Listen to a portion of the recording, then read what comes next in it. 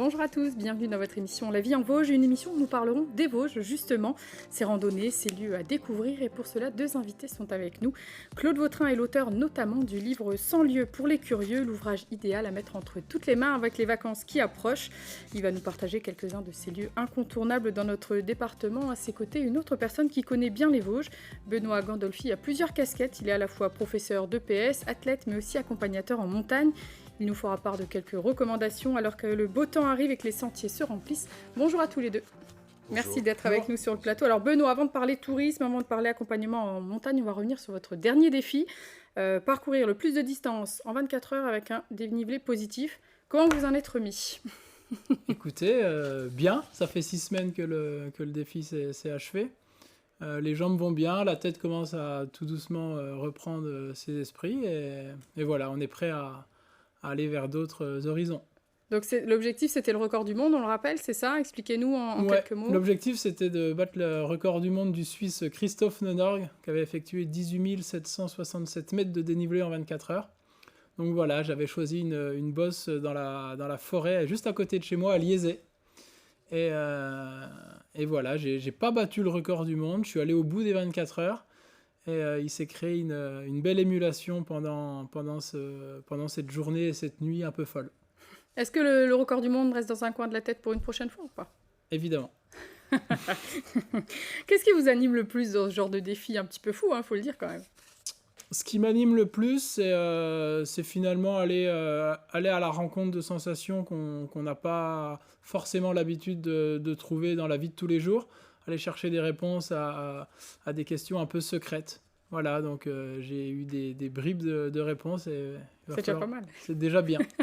Et on voit qu'il y a toujours beaucoup d'engouement, beaucoup de soutien autour de ces moments-là. Vous êtes toujours bien soutenu, bien accompagné. Ouais, et c'est vraiment ça la franche réussite de ce défi, si on peut l'appeler comme ça, c'est que j'ai vraiment vécu un moment accompagné de mes proches, des amis, des copains, des connaissances, des gens du village un peu curieux de se demander ce qui se passait à 4h du matin en forêt. Et voilà, ouais, c'était une très belle communion avec les arbres et aussi avec les personnes. Il faut dire que les Vosges sont un véritable terrain de jeu pour s'entraîner quotidiennement pour vous. Ouais, c'est souvent comme ça qu'on l'appelle, c'est un beau terrain de jeu, 4 saisons, alors, à ski, à vélo, à pied, c'est un petit paradis, en tout cas c'est le mien. C'est le vôtre, c'est vrai, c'est ça. Quels sont les atouts de notre département, Claude, pour vous, si vous deviez en trouver quelques-uns ? Les atouts, c'est la montagne et l'ouest. C'est-à-dire, en fait, c'est un territoire qui présente des tas de qualités différentes, comme nous deux. Il y a l'intergénérationnel, évidemment. Et puis moi, je suis plutôt un adepte de la lenteur. C'est un slow promeneur, quoi. Et les Vosges, pour ça, c'est fabuleux, quoi. On peut s'arrêter dans plein d'endroits et vivre des choses assez extraordinaires aussi, quoi. Il en faut pour tous les goûts. Ouais. C'est un territoire que vous n'avez jamais quitté, Claude ? Tout du moins pas trop longtemps. Moi, je suis même pas né dans les Vosges. Donc, par contre, toutes mes racines sont vosgiennes. Et j'ai eu le besoin de revenir m'installer ici, quoi. Justement pour ce côté... Un père de la plaine et une mère issue de la montagne. Il fallait trouver le bon équilibre. Ouais. Benoît, vous êtes parti, vous êtes revenu. Finalement, c'est qu'on est bien dans les Vosges ? Ouais, c'est ça. Professionnellement, je suis allé faire mes armes en région parisienne.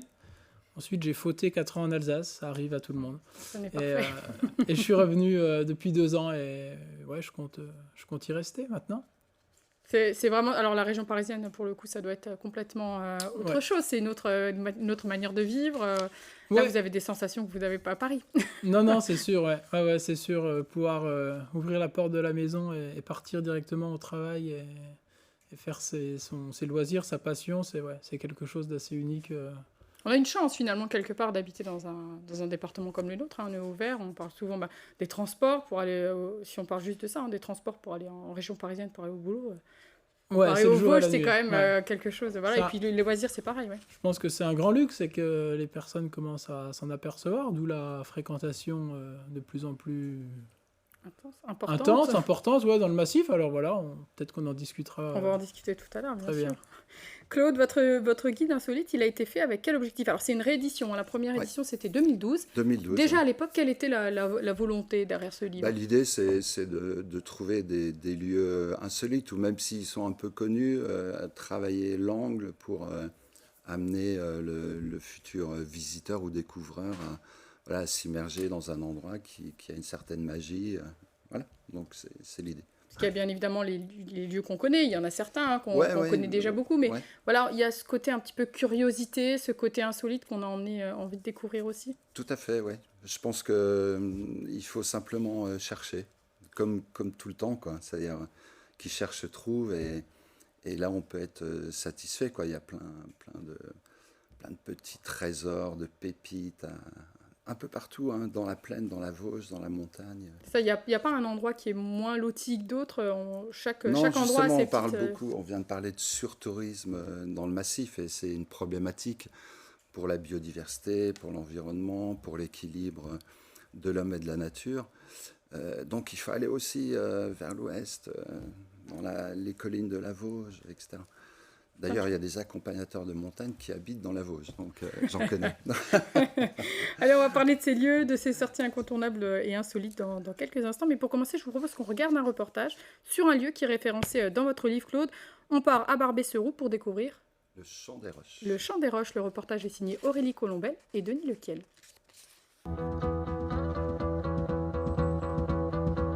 Cette rivière minérale se découvre en suivant ce chemin entre les résineux et les bouleaux, sur les hauteurs de Barbey-Serroux, une commune voisine de Corçu et Gérardmer. Le Champ de Roche, comme on l'appelle communément, est propice aux légendes. Certains y voient l'œuvre du malin, d'autres d'un magicien, l'occasion toujours d'écouter une belle histoire. En ce temps-là, les rochers, le peuple des pierres, étaient déjà par ici. En ce temps-là, depuis fort longtemps, ils avaient façonné toute la terre. Et en ce temps-là encore, les pierres, notamment les plus jeunes, aimaient bien voyager. Elles profitaient des grands glaciers qui souvent venaient recouvrir toutes les montagnes. Atypique, ce site reçoit de nombreux visiteurs, familles, cueilleurs de champignons, touristes étrangers. Un site géologique d'exception dont la formation complexe est résumée de manière imagée. Et il se trouve que par ici, un groupe de jeunes pierres s'est mis dans le glacier et a commencé son voyage dans un creux. Mais le problème, c'est que le glacier a eu très chaud.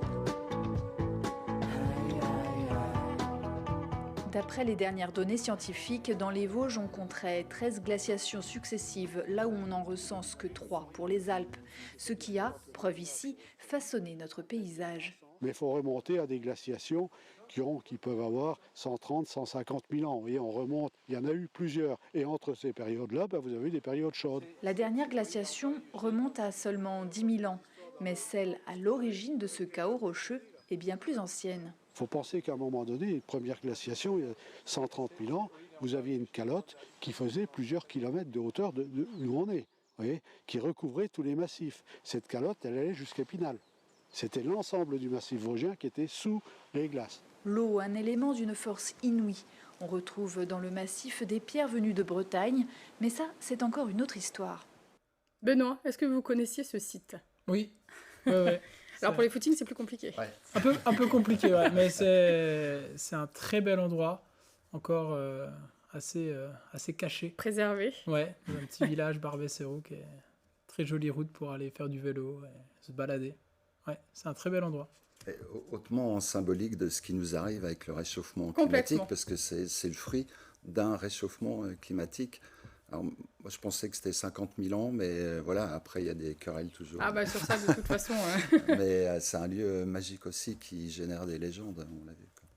Il avait complètement sa place dans votre livre. Complètement. Et Ça, c'est vrai ça que correspond à tous les glaciers allaient critères. jusqu'à Remiremont. La plaine de Remiremont, c'était un grand lac glaciaire à l'époque. C'est l'exemple même voilà, d'un lieu caché qu'on ne connaît pas forcément et auquel on ne s'intéresserait peut-être pas de prime abord et qui au final dégage plein de choses à apprendre. Une magie, c'est vrai. C'est vrai, vraiment ça. Alors Benoît, si je vous parle du Honeck, est-ce que c'est un lieu que vous fréquentez beaucoup? Est-ce que vous le fréquentez encore l'été? Ouais, je le fréquente l'été en me levant à 5h du matin, comme j'ai l'habitude de le faire quasiment toute l'année.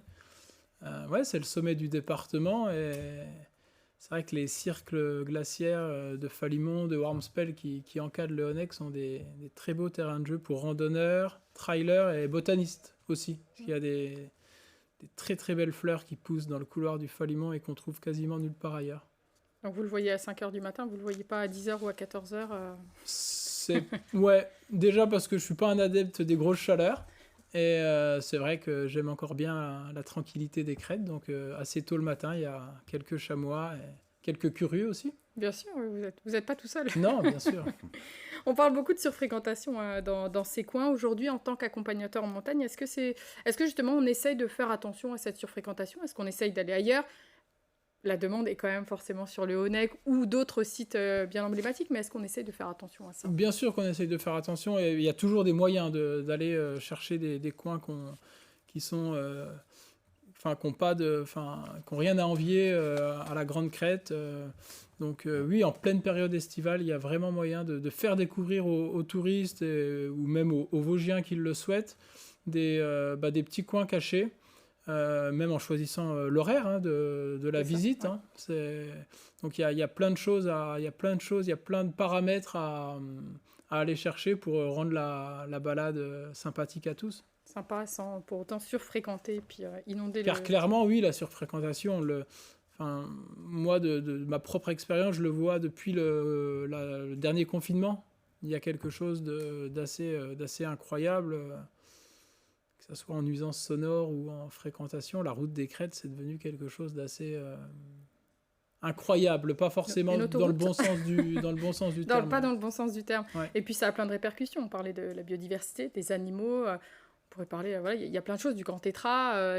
La surfréquentation a plein de soucis derrière. Ça entraîne à plein de l'heure choses. où il y a plein de zones de silence qui se créent, alors c'est fantastique, hein, toutes ces zones, et d'un autre côté, il y a une route des crêtes qui n'arrête plus avec un volume sonore incroyable. Donc il y a un paradoxe forcément, mais on va devoir trouver les bonnes alternatives. Les bonnes alternatives. Claude, le Honeck, la route des crêtes, est-ce que c'est encore des endroits que vous fréquentez? Je vais plus trop, moi, non. Non, franchement. Justement à cause de ou alors cette dans des surfréquentation. périodes où il n'y a plus de touristes, quoi. C'est l'intersaison, par exemple. L'automne, oui. C'est sympa. Mais il y a tellement de lieux à découvrir. C'est l'objet du guide insolite, quoi. C'est des balades d'une journée où on peut être en contact avec soit la nature, soit le patrimoine, la culture. Parce qu'un territoire, c'est aussi ça. C'est pas seulement des paysages. C'est important, les paysages. Mais c'est aussi la vie, ce qui a été vécu, comment ça s'est transmis aussi. Et là, il y a des choses extraordinaires. D'où l'intérêt de ce livre. À portée de chez nous, quoi. Ouais. Ah bah c'est sûr. Voilà, donc ce livre pour éviter le Honeck cet été, 100 lieux, on a 100 jours pour découvrir les Vosges.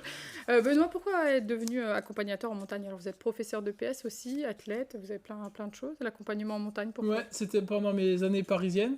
Déjà un besoin de reconnexion avec mes montagnes qui me manquaient, j'imagine. J'ai passé cette formation parce que j'ai toujours hésité entre faire prof d'histoire, de géologie, et de botanique même, ça m'aurait plu. Et je trouvais que c'était une formation qu'offrait toutes ces casquettes. Enfin, c'est une formation qui est très très riche en termes de thèmes abordés. Et le fait de pouvoir ensuite transmettre, parce que c'est un peu...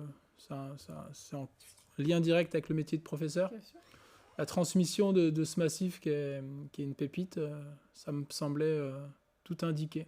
Alors pourtant, vous êtes quelqu'un qui aime bien partir en solo, plutôt sur vos sorties. Là, c'est tout l'inverse. Vous partez avec un groupe. Je pense qu'on est des êtres paradoxaux. Je suis un être paradoxal, du coup, j'aime m'entraîner seul. Et par contre, quand faut transmettre, j'adore être accompagné.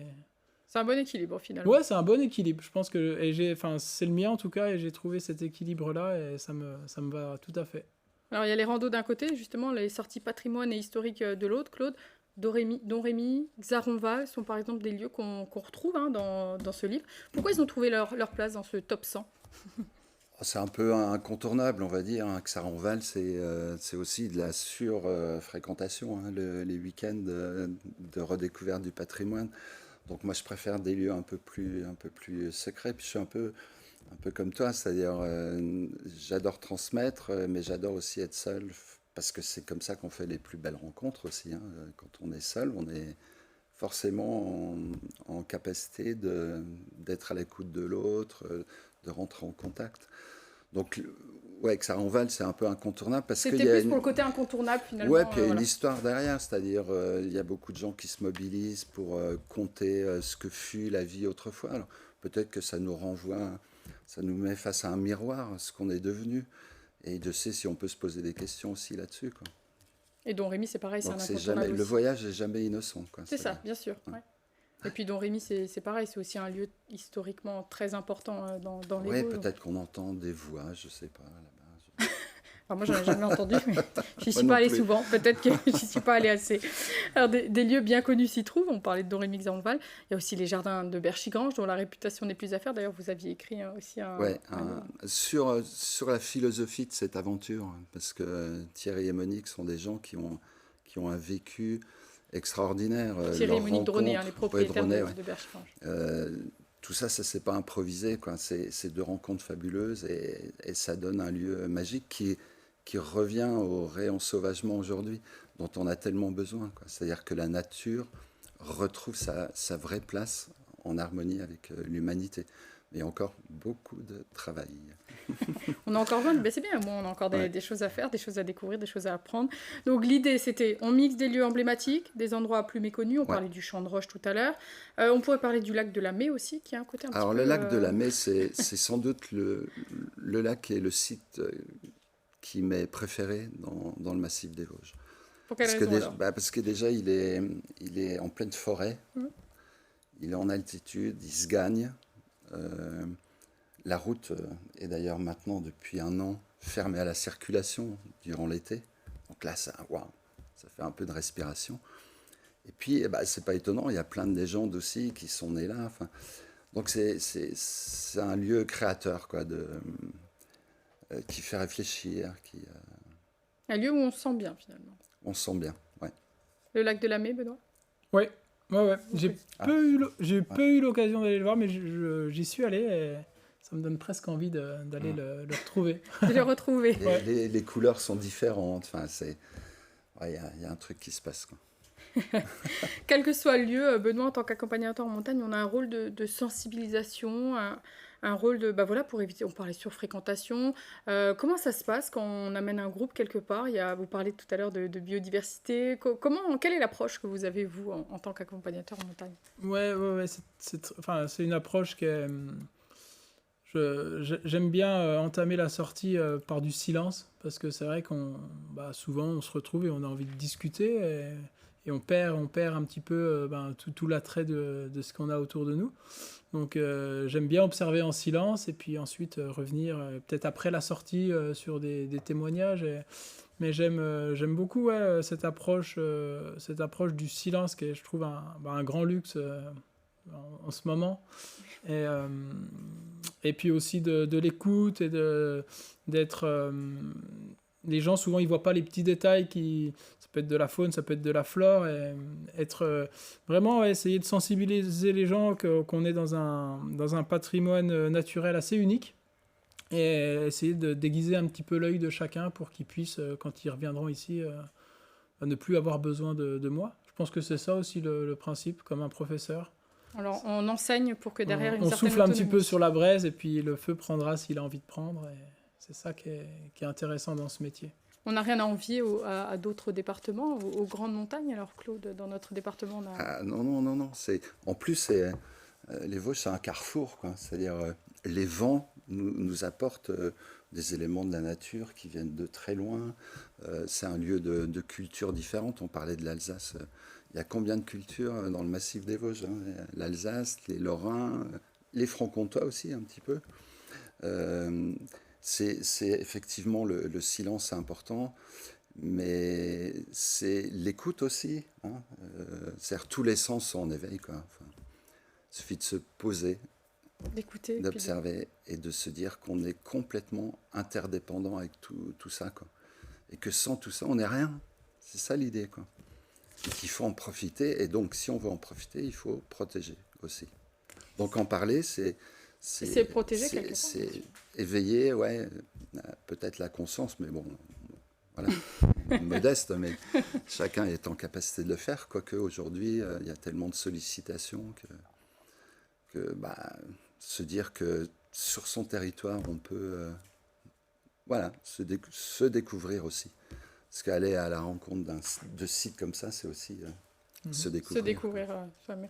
Vous qui côtoyez le massif des Vosges dans son ensemble, côté alsacien, côté vosgien, est-ce que vous voyez une différence entre les deux côtés? Alors, il y a une différence géographique, même géologique. Les pentes vosgiennes sont assez douces. Et une fois qu'on est sur la crête, ça plonge assez à pic. Hier, j'ai fait l'arête du Spitzkopf, qui est une des rares arêtes alpines. Donc voilà, là, on plonge côté alsacien sur le lac de Schissrothried. Et c'est très abrupt. Il y a des plantes qui poussent où on ne penserait absolument pas que des plantes puissent pousser à travers la roche. Et, donc voilà, ouais, des pentes j'aime bien quand il y a un peu de fatigue, on prend les pentes vosgiennes, et quand on est un peu plus en forme, on affronte les pentes alsaciennes. Ouais. Alors si vous deviez citer un lieu dans les Vosges, le lieu qui pour vous a une saveur particulière, une histoire particulière, ce serait lequel? Qui c'est qui se lance en premier? Claude? Oui, alors moi je vais volontairement aller du côté vers l'ouest, puisqu'on parle beaucoup de la montagne, ce qui est logique. Hein. Moi j'ai un lieu un peu magique aussi, comme ça, c'est pas loin de Relanges, entre Relanges et Vittel, dans la forêt. C'est un ancien prieuré qui a été créé par un ermite il y a très très longtemps, c'est le prieuré de Bonneval. Donc vous arrivez après avoir marché, etc., et vous trouvez ces ruines avec des motifs byzantins, gothiques, etc. C'est des ruines d'un prieuré, quoi. Mais il se dégage une atmosphère, on sent que c'est chargé. Les petits oiseaux chantent. Enfin voilà, c'est fabuleux. Tout y est, on y est presque là. Mais c'est pareil, il faut marcher, quoi. Il faut y aller. Il faut le mériter. Donc il n'y aura jamais de surtourisme là. D'ailleurs, je le souhaite. Alors du côté de Relanges pour Claude et pour vous Alors moi, ça va être un lieu, une période de l'année et un son. Oula, voilà. C'est très précis. Ouais. Ça va être la tourbière de Bellebriette, fin septembre, pour aller écouter le brame du cerf. Voilà, c'est le cerf. Les cerfs doivent être assez poètes dans leur approche parce qu'ils ont choisi quand même un sacré bel endroit pour se retrouver. Donc ils se retrouvent souvent fin septembre. Voilà, pour le fameux brame du cerf qu'on a déjà tous entendu. Et j'adore aller dans cet endroit à ce moment-là parce que ce cri assez primal, et enfin, ça m'envoûte assez. Ouais. Ça me réveille une anecdote parce que quand j'ai créé Massif des Vosges Magazine, on s'était toujours juré, l'équipe éditoriale, de jamais parler de Bellebriette. Et c'était il y a quelques 20 ans. C'est trop tard. Pour préserver l'endroit. Mais ça va, non, c'est juste un joke, quoi. Ah mais c'est vrai, c'est des endroits... Mais c'est vrai que c'est un lieu aussi... wow. C'est chargé.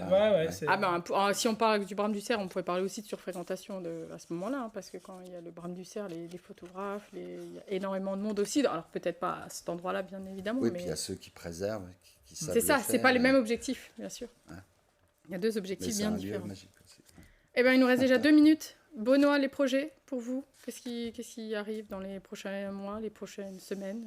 Alors, une course avec un dossard assez classique dans le Beaufortin pour aller faire le tour d'un massif aussi qui m'est très cher. Très beau massif, très préservé. On fait le tour de la Pierramenta, 120 km dans le massif du Beaufortin. Et un défi très vosgien, là, cette fois-ci, sans dossard. Je prendrai mon vélo au pied de la maison et je ferai 400 km et 10 000 mètres de dénivelé positif. Ça s'appelle la route des Sagars. C'est des routes qui relient des anciennes pistes forestières.